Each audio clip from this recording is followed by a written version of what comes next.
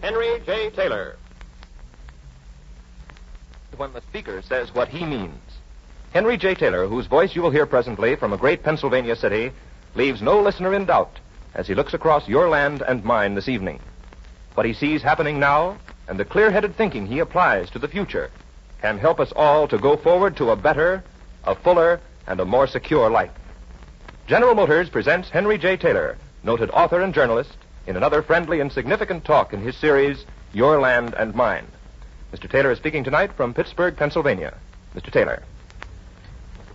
I first visited Pittsburgh in a rowboat. I was touring the downtown section in a little flat-bottomed skiff, and going past the William Penn Hotel, I hit the top of a traffic tower. The skiff tipped over, and I swam for the window ledge of the William Penn. I'd come, of course, to report on the Pittsburgh flood, and it turned out to be an eyewitness account, all right. This city was paralyzed by high water. The lights were out, everything stopped. The whole country was interested in the catastrophe, an act of nature paralyzing Pittsburgh. Well, since then, not by acts of nature, but by collusion, Pittsburgh and many other communities have been equally paralyzed by the effects of lopsided laws permitting cloudbursts of authorized and unauthorized strikes, downpourings of local and national disaster.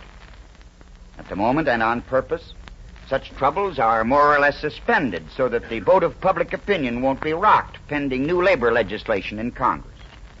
But the troubles and dangers have by no means been cured, my friends. In fact, so far, of course, nothing has been done about them in Washington at all. The quiet may confuse you or me.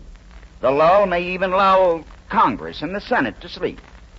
For there are important indications in Washington that Congress is being urged quietly to forget its responsibilities to ordinary people, bow to special political pressures, soft pedal or sidestep any really effective corrections, and take refuge under the umbrella of let's not be too hasty about labor legislation, which is the political way of saying let's not do anything at all. But the public can't afford to have Congress talk much and do nothing. There are points and corrections which Congress should not tuck under the bed on account of political cowardice or because of threats or for any reason. Let's start with the so-called right to strike, and then let's get down to cases. Let's speak about rights, all kinds of rights, or for example, in terms of this radio.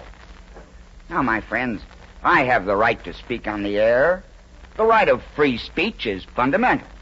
As you know, it's recognized as such in the Constitution.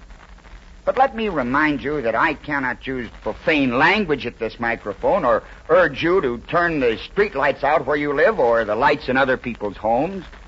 The right of free speech is regulated as to the ways it is used. And how about property rights? They're fundamental. Why, if you or I had enough money, we could have the right to buy a whole city block in the heart of Pittsburgh. But we couldn't erect a powder mill on it and manufacture explosives. And so it goes in civilized democratic life. Rights on one hand, and on the other, protection against the abuse of rights, no matter how fundamental they may be. For as Supreme Court Justice Holmes once said, all rights are derived from the purposes of the society in which they exist. Above all rights rises duty to the community. And I'm quoting him. And that, kind friends, must apply as well to what is called the right to strike. Well, let's look at it from the working man's viewpoint. Then let's look ahead. First, let's agree that striking is conceived in the idea that without the strike, you or I as workmen might be abused by an employer. It's a weapon to fortify the strength of unionism so that unions and individual employees can be stronger in collective bargaining. But in the field of collective bargaining, the decisions on both sides of the table, as you know, must be made in the long-term interest of any business and hence its customers and the public, as well as the employees. Whatever is done must always be under conditions of restraint on the freedom of action on both sides of the bargaining table in the public's protection.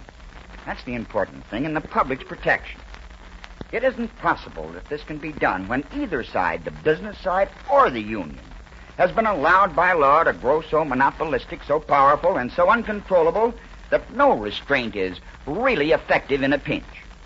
And And today this is happening, for there is too much power in the hands of leaders of giant interlocking combines. Too much power in the hands of a few. The abuse of this strength, this tremendous bargaining power, whenever and wherever it occurs, is a national calamity, a governmental disgrace. Now, the Supreme Court may or may not sustain the government's right to control John L. Lewis, for example. I don't know. But this I do know. If the laws under which unionism operates were not lopsided and wrong, there would be no question about it. The fact that there is a question proves the point. Our government, as established under the Constitution, is strong enough to serve us all honorably and well. The Constitution gives Congress the power to regulate the conduct of any individual or group of individuals in the interest of tranquility and the public welfare, if congressmen and senators themselves only have courage enough to ignore the claims of professional labor leaders that none of their powers should be reduced at all. To be antitrust is not to be anti-business, and to be anti-union combine is not to be anti-labor. From the point of view of the health of the American labor movement itself, it seems to me, the labor leaders' battle to hold tight to all possible powers is a great injustice, a big mistake, as big as the trusts made some generations ago. Congress should know this. The need for correction in the lopsided labor legislation is obvious and should be obvious to any fair-minded citizen. Within the leaders of organized labor itself, there should be an awakening, I think, a better realization that it is honest and proper for the welfare of the public to come first. For as Americans, they must know that when laws are made and enforced with the idea of the public welfare in mind, they aren't measures of discrimination, not anti-this or anti-that or anti-anything. Such laws are pro-community, pro-American, and should be accepted in that spirit. In our grandfather's generation, business trust, the beef trust, oil trust, copper trust, and whatnot, battled the whole idea of antitrust laws stupidly, selfishly. Trust leaders, as you recall, only brought discredit and public resentment on themselves by being unreasonable and fighting any and all changes that gave them less power. This fact should make union leaders think carefully today, I believe, for this is no time for anybody to be blind. Injunctions against violence or law-breaking, injunctions against intimidation or hijacking are not yellow dog injunctions. Injunctions can be granted by fair courts of law without endangering civil liberties. Court injunctions in protection of the public welfare are just as practical, just as fair and decent in respect to labor activities as in regard to business activities or any other matters affecting our lives together and our public safety. Any contention to the contrary is preposterous and in poor spirit.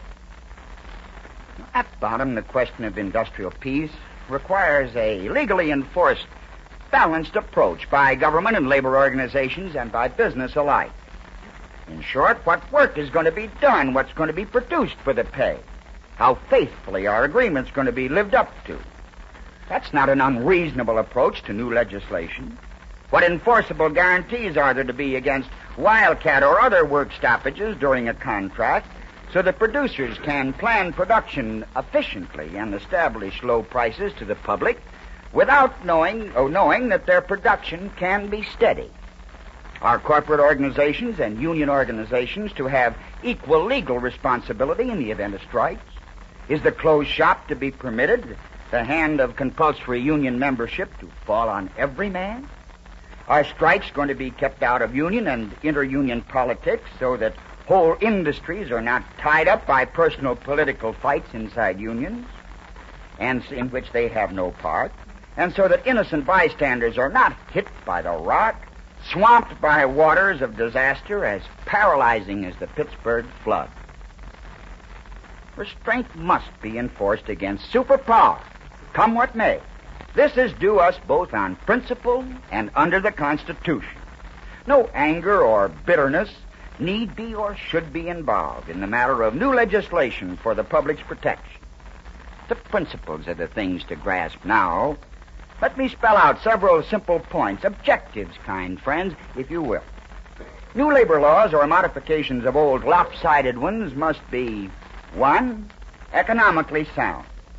2, they must be fair and square to everyone, ethically sound, socially sound, legally sound, enforceable, practical, understandable.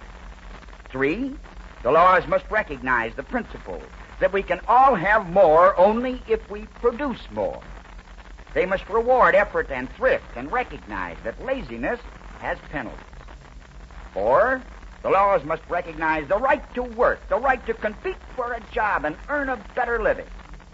And 5, and last, new legislation must recognize that labor monopolies, like any other form of business monopoly, are intolerable in a free country.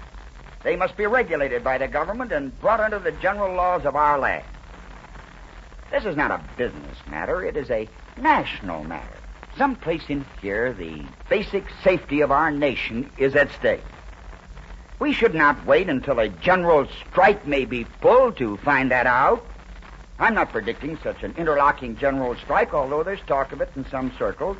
And on top of what we've seen here in Pittsburgh, whole communities like Rochester, Oakland, and other places have tasted general strikes already.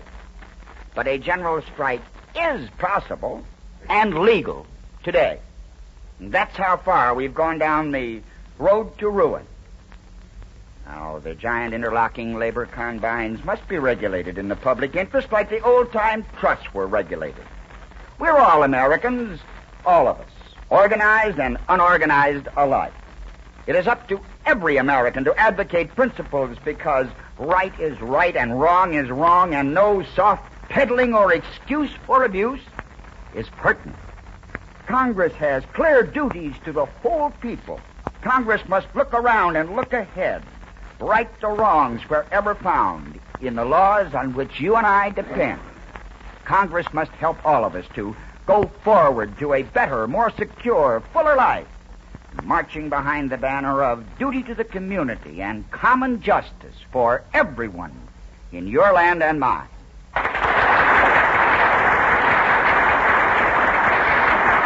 You have just heard Henry J. Taylor in another talk in his series, Your Land and Mine. Mr. Taylor spoke this evening before a group in Pittsburgh, Pennsylvania. These Taylor talks are reprinted in attractive pocket-sized booklets, useful for your own future reference, for classroom purposes, or discussion groups. They're available without charge. If you would like one or more copies of the Taylor talk you have just heard, write to General Motors, Detroit, or in care of the station to which you are listening. Do you know that hundreds of men are scouring the country to find materials and supplies to keep production rolling in General Motors plants? Well, they're doing just that. For building more and better things for more people is our business. And we shall keep on trying until we are going full swing to bring you the car you have so patiently waited for. When it does arrive, it will embody everything you've come to expect in a General Motors value. Henry J. Taylor is presented twice weekly by General Motors, producer of Chevrolet, Pontiac, Oldsmobile, Buick, and Cadillac automobiles, Fisher bodies, GMC trucks and coaches, Chevrolet trucks, Frigidaire products, Delco heat, diesel engines, diesel locomotives, and other products. GM products may be purchased on the low-cost General Motors installment plan. Look to General Motors for more and better things for more people. Listen to another Taylor Talk next Friday evening at this same time. This is the Mutual Broadcasting System.